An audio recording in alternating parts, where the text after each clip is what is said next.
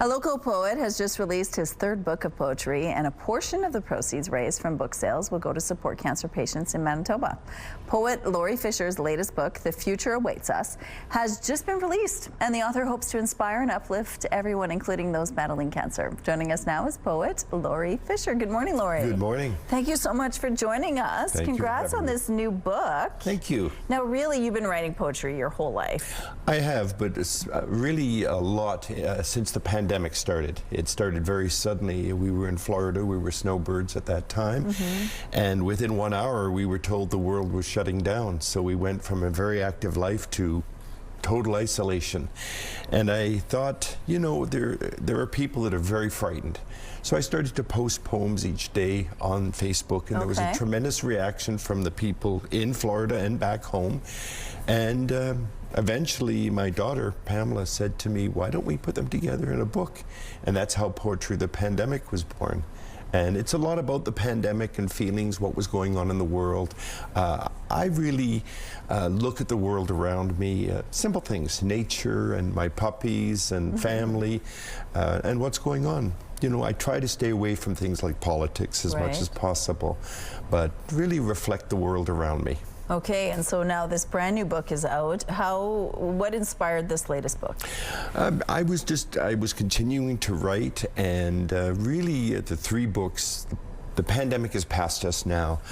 Musings on a Life Well Lived is really about the present, and The Future Awaits Us is about the future. So the first poem in the book is called The Future Awaits Us, and from there just continued writing about what I see in the world around me and nature and that kind of thing, and really wanted to do this one specifically as a fundraiser for the Never Alone Cancer Foundation. Why is that? Well, from the moment I was diagnosed, they have stood by me and my family. They support all cancer patients. I call them cancer warriors here in Manitoba, and basically they've been there from day one. They really take over where the government leaves off, and you know, for example, in September there's a cancer walk called the Pause for a Cause, about puppies. So of course that's where we raise a lot of money for the Never Alone Cancer Foundation.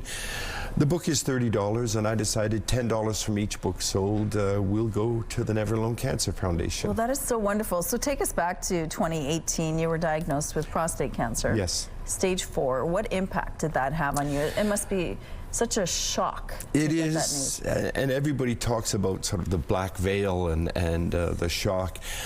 For some reason, I don't know why, but the first words out of my mouth were, it is what it is, one step at a time, one day at a time. And my doctor looked at me and said, that's exactly the attitude you're going to need to fight this battle. And I was diagnosed. I was told it was too late. It was not curable, but it was controllable. And I basically have gone with that life philosophy from the first moment, and I've lived it. And I tell people now I've just passed 7 years, and I passed my expiry date, and I'm not sour yet. Oh, good. And you keep pumping out these amazing books. I keep fighting it and trying to motivate, inspire, and uplift other cancer warriors, as I call them. And so far, there's been a tremendous reaction to the new book. So I'm really excited about it, and I'm going to keep going as long as I can. Absolutely. Where can people find your book of poetry? They can email me. That's the easiest thing, because I do self-publish. And so it's LBF, my initials LBF1954 @gmail.com.